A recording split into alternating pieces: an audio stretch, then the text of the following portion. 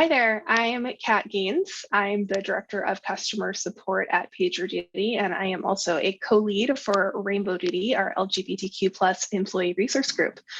I have with me my colleague Corey from Okta, and I will pass it off, Corey, to you to introduce yourself. Hi, everyone, and happy Pride. My name is Corey Rawdon, and by day, I'm the Director of Lifecycle Marketing at Okta, and then I also moonlight as the co-chair of our Pride Worldwide ERG, which is focused on the LGBTQ plus community and our allies at Okta.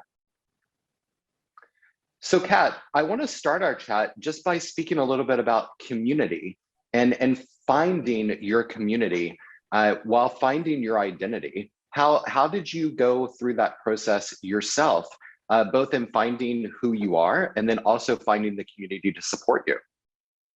So I think that's really interesting. And I think in the workplace that becomes interesting too. There are different stages of maturity from establishing employee resource groups, which you and I are both involved in at our respective companies. And I have been at PagerDuty for quite a while, and we did not always have those. It's a little bit harder when you don't have those established.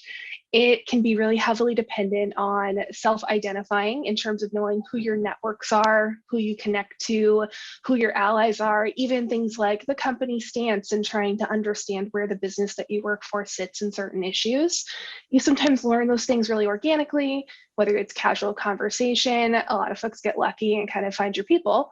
But even if you're in that group, it's really hard to feel the tether, I think, of where your identity ties into your work.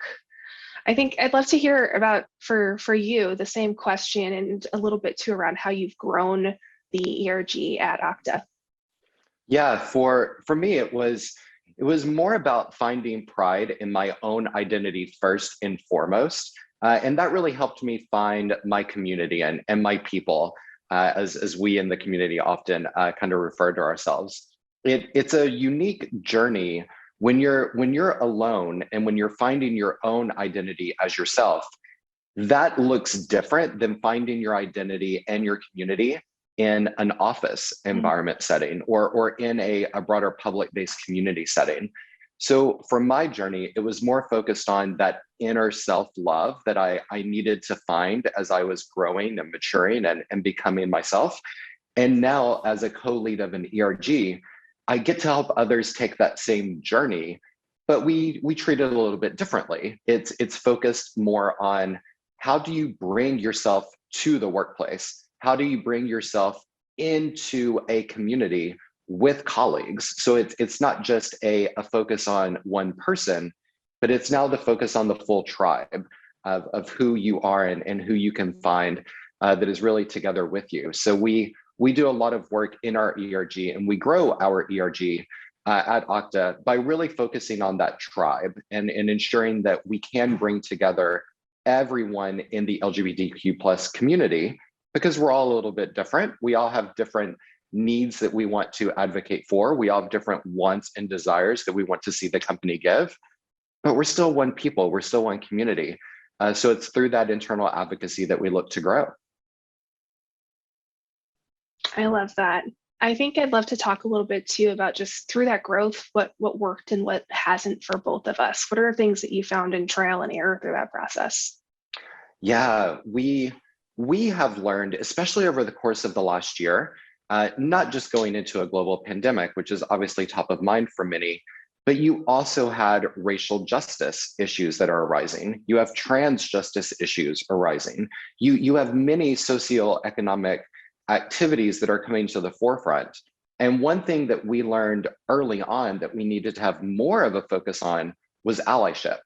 It is quite easy to stand up and kind of hold up your own protest sign and say, this matters to me.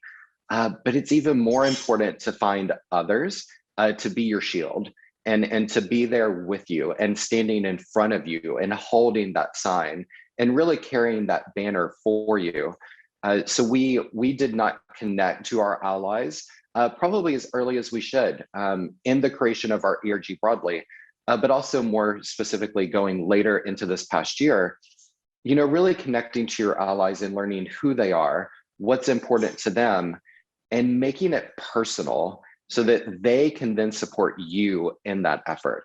That's a learning that we took from this past year. So we're building an allyship program going forward so that we can have more of a focus. What about for RainbowDuty?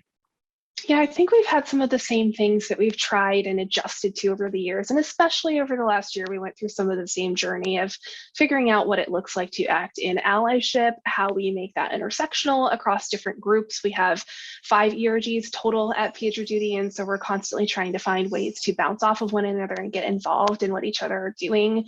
I think early on too, we had a couple of good lessons that we learned. So one thing was that we had really specific defined roles for every single person in our leadership team, so to speak, which were just a few folks. And we found that some folks who had to take on the world, and everyone did end up eventually doing everything, and lines blurred eventually. And that's a little bit more natural for our workflow to work on each other's projects and help each other.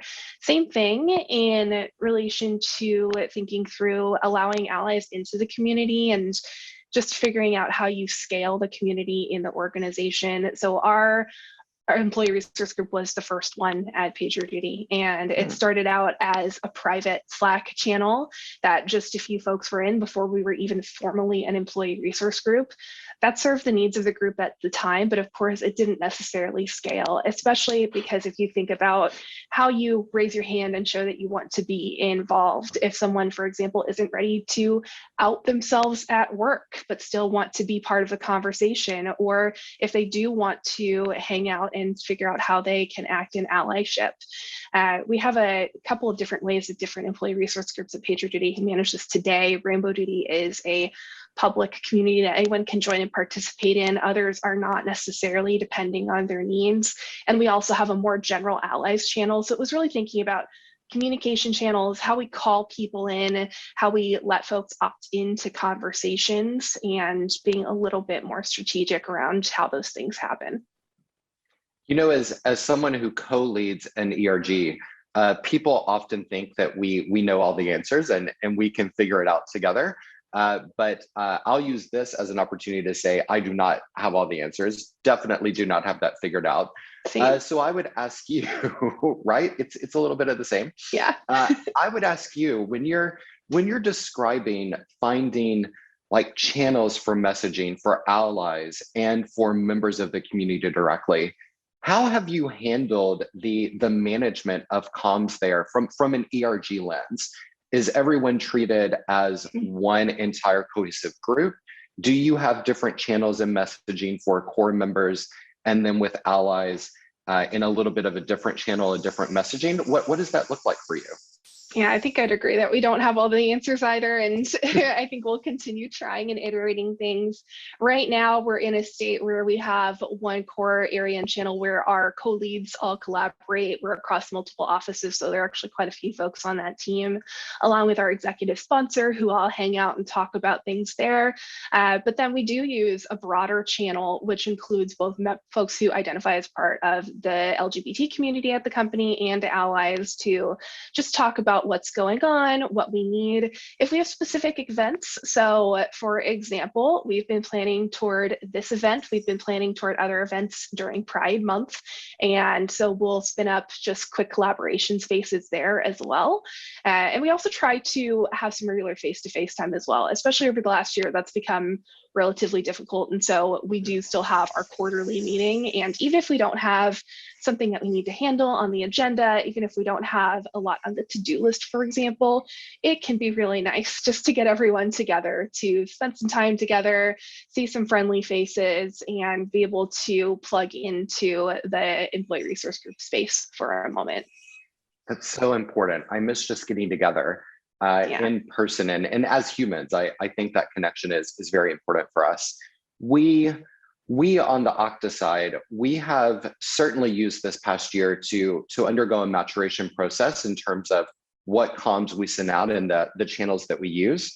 Yeah. But in the early days of Pride Worldwide as an employee resource group, I wasn't here when Pride was started, but I can go back and look at some of the comms, and they were definitely very broad, very wide.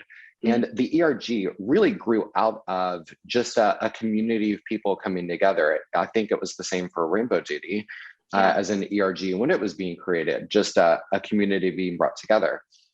For us, the communication cadence has certainly started to change from global advocacy and global content to more localization.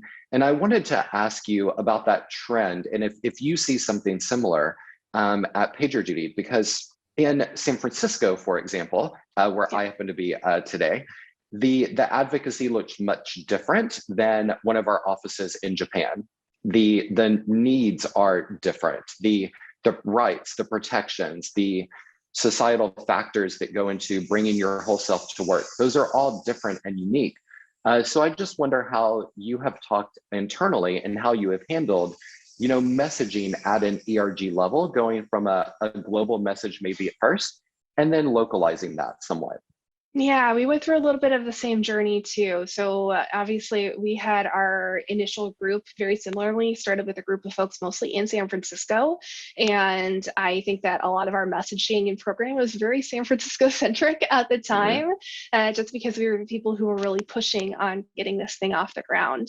And of course, we are a global company. We have global offices. We have folks in pretty much all regions. And so we did have to start thinking at some point about how does that scale? And we've done a couple of different things over time, whether it is trying to get someone in a local office to be the touch point. And so I did mention our leadership team is kind of distributed. That was one of those pushes to make sure that we didn't just have an SF-centric leadership team, even to how we celebrate things like Pride. So it is very common in North America to celebrate Pride in June. That's not necessarily the case everywhere. And even in North America, Right. for example, Atlanta Black Pride is later in the year. And so we had to start thinking about how do we adapt and make sure that we're including those different types of events at different times of the year for different members of our team too. Yeah, we for Pride last year, going to a virtual environment, we definitely rotated heavily on North American Pride in terms of a timeline for being in June. And this year we've tried very hard to celebrate Pride in Australia, which was in February. It was around Mardi Gras, and recognizing that as our name Pride Worldwide should signify, we should really have more of a worldwide messaging and cadence that's really throughout the year, because Pride isn't just it's not just a month, right? It's more than that. When we think about, starting an ERG, what advice would you give to someone who's watching this today and saying, yeah, I want to moonlight as a chair of an ERG, or I want to moonlight as an ERG founder? What would you say to those people? I think that we've both experienced this. It is sometimes hard and confusing work getting it off the ground. And especially if that isn't already established at your company, you don't necessarily know where to go. It's really about leaning on your community. And you mentioned something earlier, Corey, about bringing yourself and showing up at work. And that's actually a PagerDuty company value. One of our values is officially called Bring Yourself. I mentioned folks who might not necessarily know how to find their communities at work initially. I was one of those actually right away, and I wasn't necessarily out at work. Everyone else in my life knew exactly who I was, but it was really saying yes to the opportunity that another employee who had done a lot of the legwork in getting RainbowDuty off the ground had tapped me and said, hey, I think you should be part of the leadership team. And it was saying yes to that and finding ways to also make an impact in the company. So both pushing yourself potentially outside of your comfort zone on a personal level, if that's what speaks to you, finding ways to show up as your whole self at work and thinking about, if I were to do that, what environment would I need to do it in?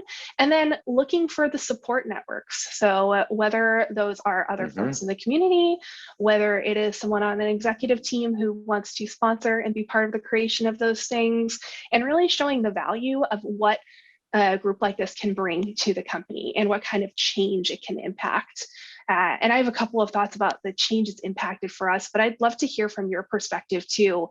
So Corey, I'm wondering too, just how you've done that, how you've leaned into that community creation and what types of things it's helped facilitate at the company, and really what that looks like right now for you and what you're working on.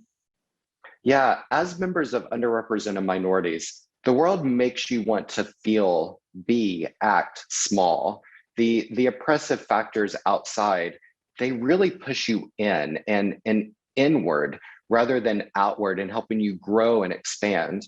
And so one thing that we're focused on this year in terms of building community and just helping others find people who look like them, people who talk like them, people who act like them, it's just a program to help people feel big and to make themselves much larger when the world makes you want to be small. So we've got an effort focused this year in doing that at our worldwide offices.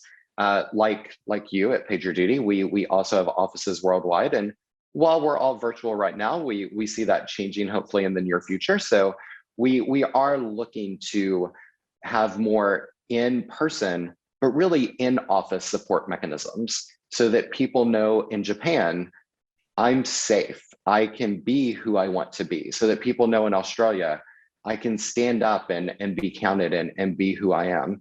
It's something that Okta as an identity company finds important to be yourself and have your own identity.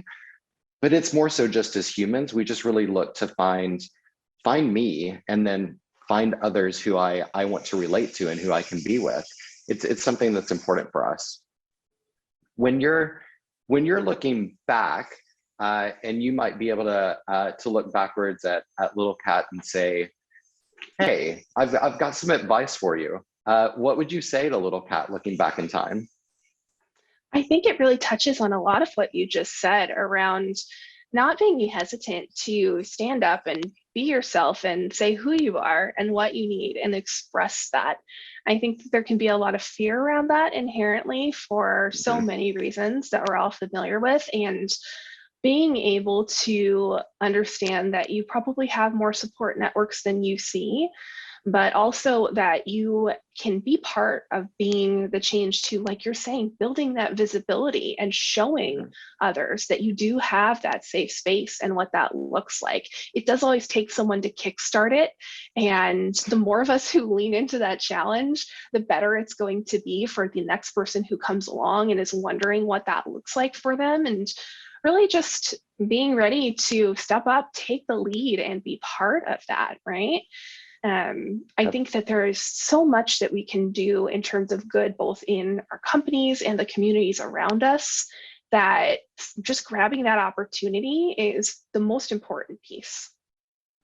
Yeah, when I look back to what advice I would give to a little Corey, I tend to say to myself, do not be afraid to be the one to speak up and to take action first. You do not have to wait for someone else to be that trailblazer.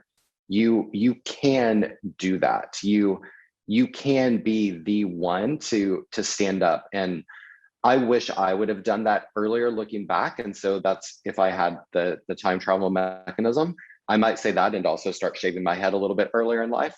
But the advice I would definitely give is to not be afraid to blaze that trail and to stand up. And that's what I would say to everyone, not just now at Pride Week, but more broadly, is be you, be the trailblazer as you're comfortable being, but know that if you're uncomfortable, stepping out of that comfort level just a little bit can certainly help you stand up and be counted and be a little bit bigger in this world, which is something I think is very important.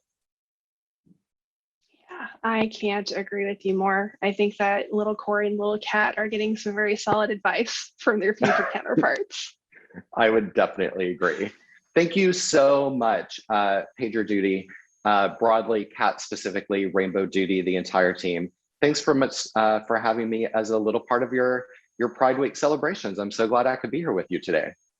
Absolutely. We loved having you, Corey, and thank you to you and the broader Okta team for bringing your time in for our event and for our community here.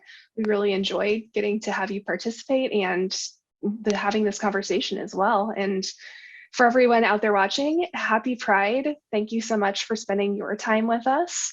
And we hope you have a wonderful rest of your Pride month. Happy Pride. Let's go celebrate. Yeah.